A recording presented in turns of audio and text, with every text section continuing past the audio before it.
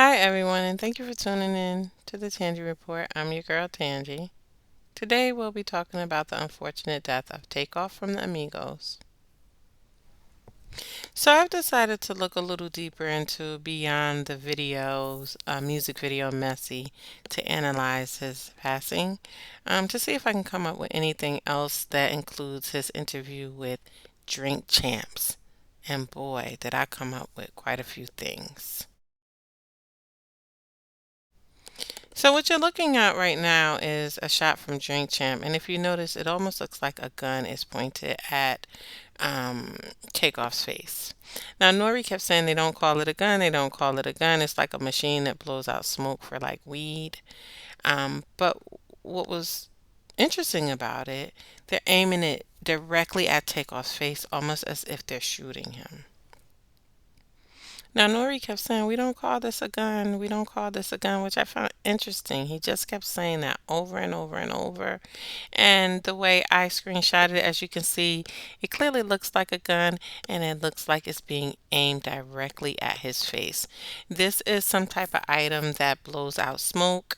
Assume whatever type of smoke you want it to be. But I think we all know what type of smoke it might be. But they were aiming it directly at his face, and Nori kept saying, we don't call this a gun.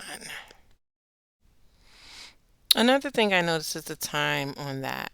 It's 1:28, so we know the gentleman passed at 28 years old on November 1st. So that is definitely something that looks a little fishy to me, but you be the judge.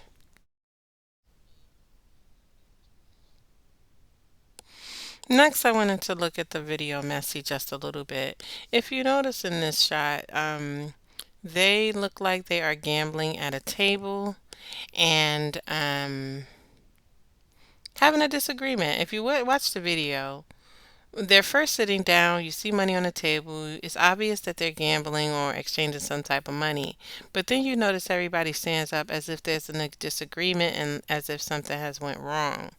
Now, when you look at the video, to me, that's almost like a foreshadow of his death. If I'm not mistaken, there was some gambling or dice playing going on. Something happened in exchange verbally. Perhaps a few people were not happy, and then shots rang out, and this gentleman got shot. But take notice to the 111 there. The 111 being November being the 11th month of the year, and the first of the month, which is when he died November 11th. So there's your 111 in the video. Now, next, I'll take a look at his jewelry. I don't know much about Takeoff's jewelry. I tried to do a little research as to what he typically wears. But what I noticed in this video is that he has on two Jesus pieces, almost like he's saying, I need double protection for where I am or what I'm getting ready to go through. I just found that ironic. He has two Jesus pieces on him, almost as if he senses that he needs to be protected a little more.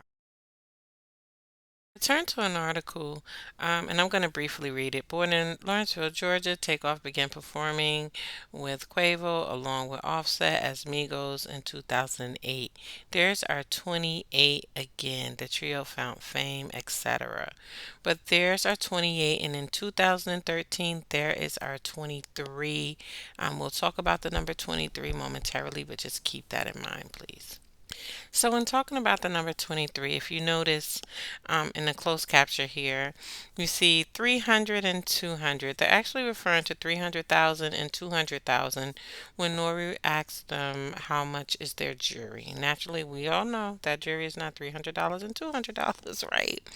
But there's that 23. Now, what I found interesting at this conversation on Drink Champs that Quavo kept saying, we gotta have a number 23 in our life. We gotta have a number 23 in our life. Well, Takeoff was the phone call came to 911 at 2:34 in the morning. There's your 23. Takeoff also refers to one of his chains costing like $1 million. That would be our one. So 23, right? 2:34 in the morning.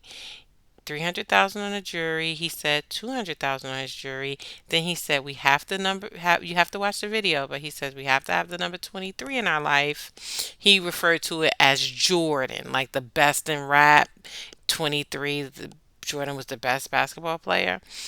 And then look, there it is, that 2:34 in the morning when they got the call, and they also said that a 23-year-old and a 24-year-old was shot.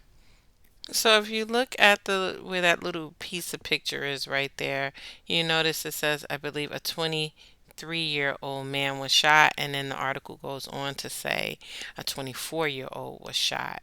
So there they are playing with the numbers. We have the argument happening at the table at 111, which he died the 11th month, the first day, 111. Now Quavo kept talking about they have to have the 23 in their life. And here we are, 2:34 a.m. A 23-year-old and a 24-year-old was shot. Now, when we talk about numbers again, here's some play on numbers. Nori says in this video, oh, usually if you're an artist, you know that they don't pay you past 10 records. So that's new to me. I'm not a music artist, but they don't pay them past 10 records. So he goes on to say, but you made 8 more. So you made a total of 18 records. And then they're like, yeah, we made 18 records, and you are right. Past, 10 records, we don't get paid, but we made 8 more. Well, if you do 10 that they get paid for, and they made a total of 18 altogether, that's 28. And that is how old Takeoff was when he passed away, 28 years old. So now let's talk about the cup that's on the table. Now, I am not a watcher of Drink Champs. Okay. I watch it here and there, but it's not something it's not my go-to. But I noticed that Quavo's cup says booby trap. Now, correct me if I'm wrong, people out there. I know you will, but be nice about it, please. A booby trap is a setup, right?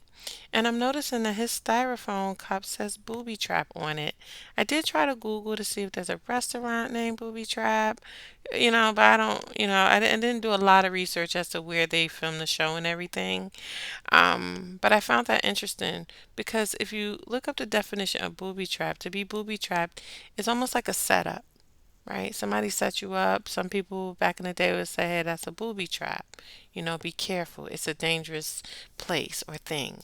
Um, so I found it interesting that his cup said booby trap.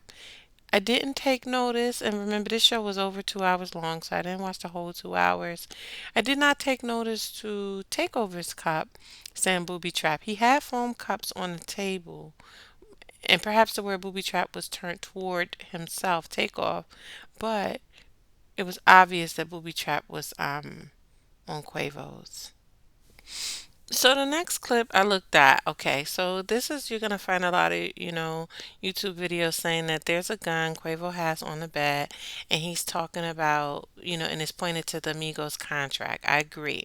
But I also noticed that there's a young lady on the bed, and he's telling her, hey, get out the bed because um you crossed me with a friend of mine, and if you wanted to deal with the both of us, pretty much in nicer words, you should have let me know.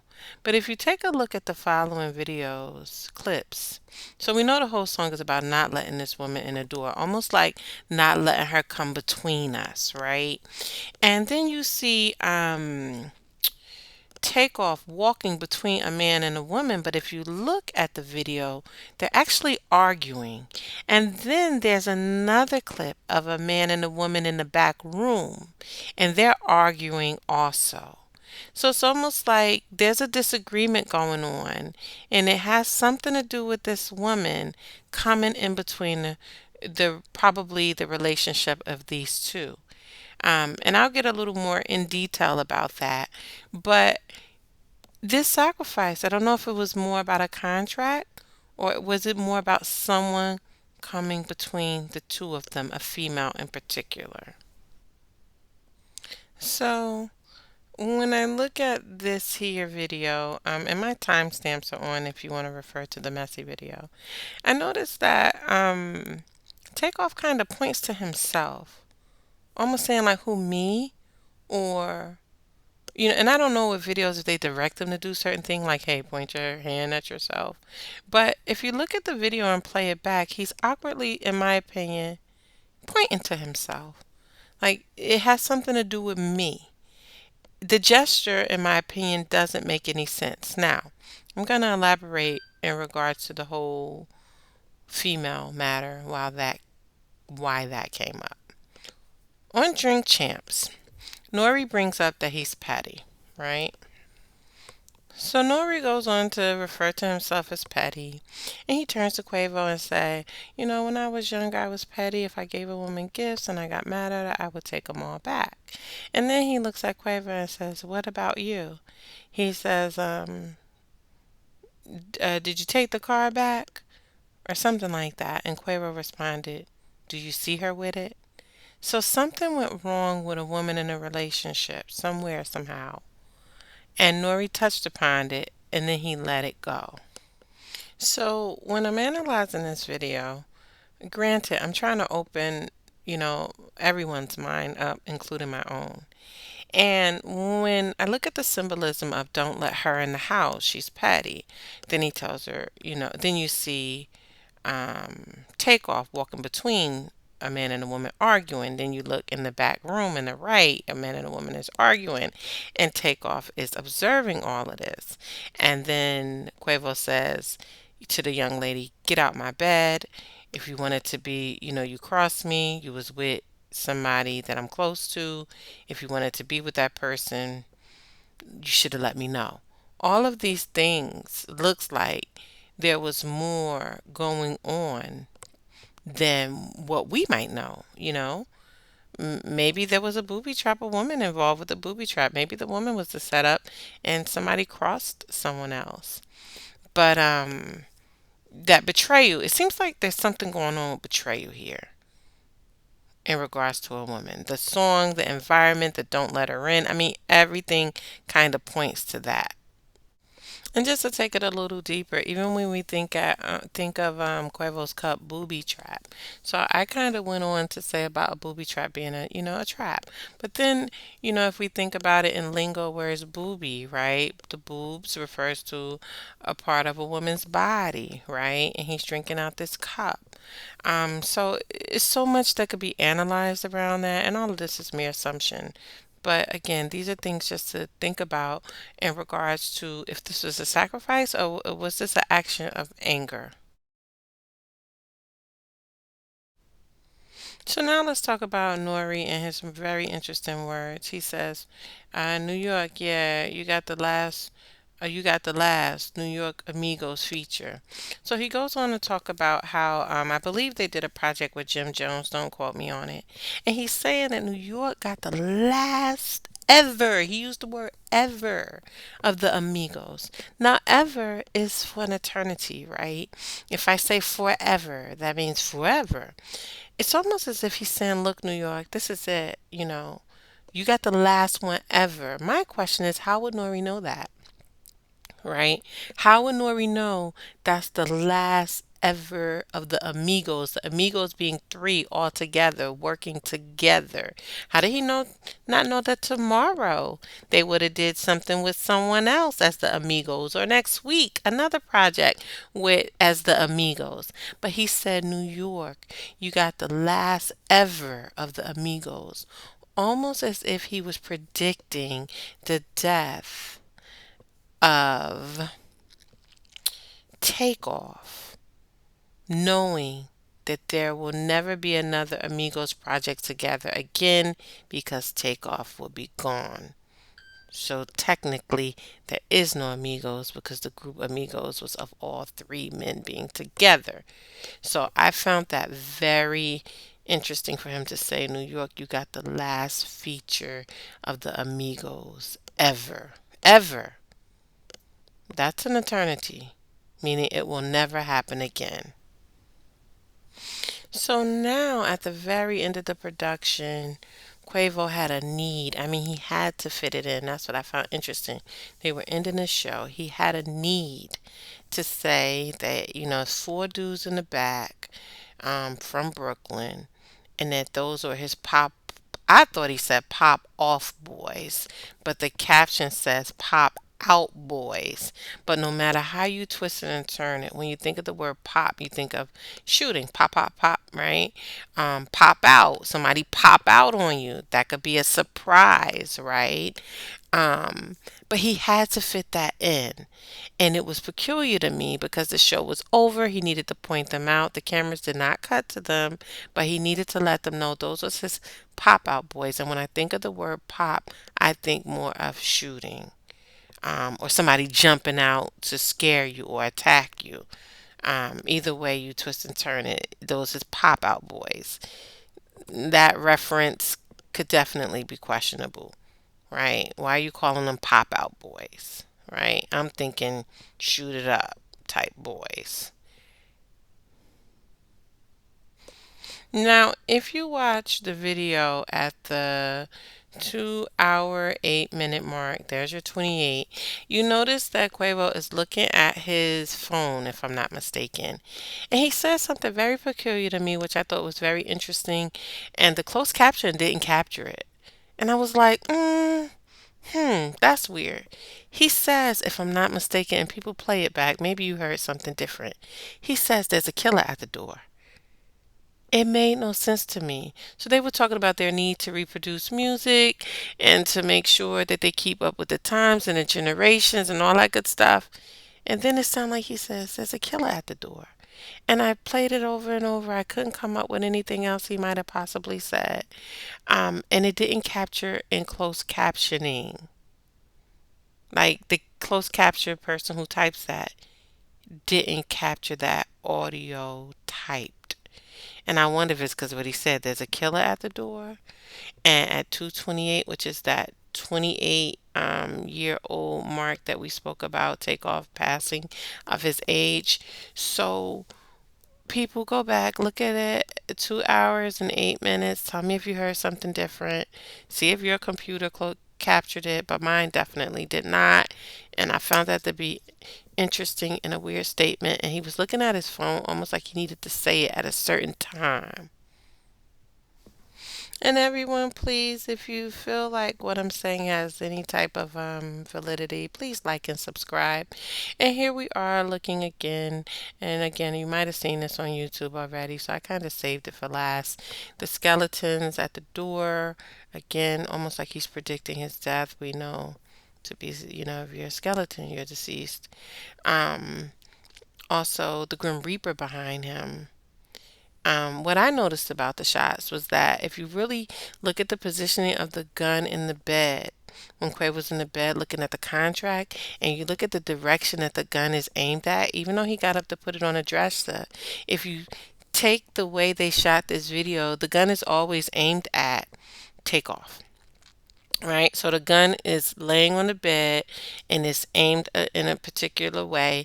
And if you take any of these shots, this Grim Reaper shot, and if you take the shot of him standing next to the skeleton, it's the gun is aimed at Takeoff. Okay.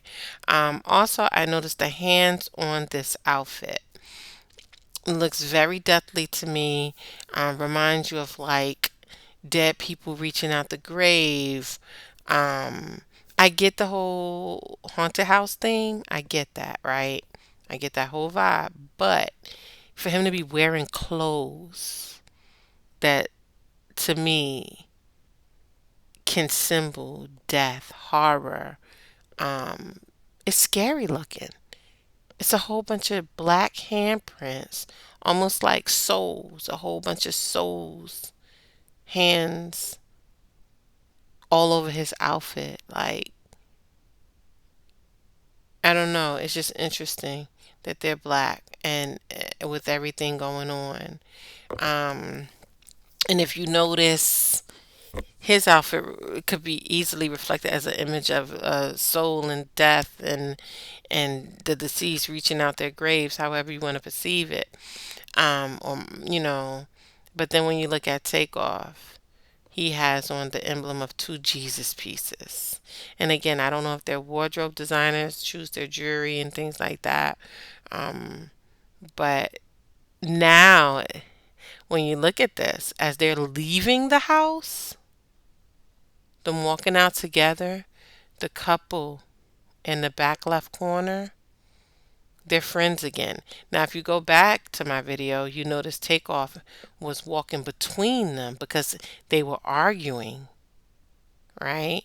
So it's almost like Takeoff came between them during that argument, maybe possibly caused conflict.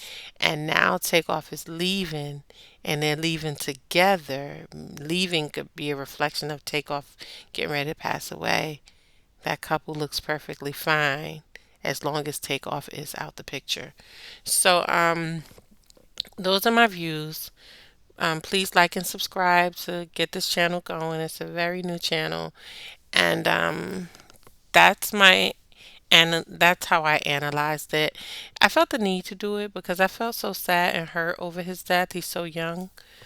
He seemed like a really low key type of guy who, was And limitedly it's fat, really bad. So flashy. there's a few more things like the elevator scene that my understanding is in real life there was a issue between Sweetie and Quavo arguing in the elevator. Then there's rumors about Sweetie's relationship with Offset. So that's how I see it. I definitely think there is a sacrificial, planned matter, perhaps, maybe behind this situation. But I'm wondering if it's a music sacrifice for the music industry, or is it more something else about a woman? Everything kind of points to that. Okay. Well, please again like and subscribe, and thank you for tuning into the Tangy Report. Till later. God bless.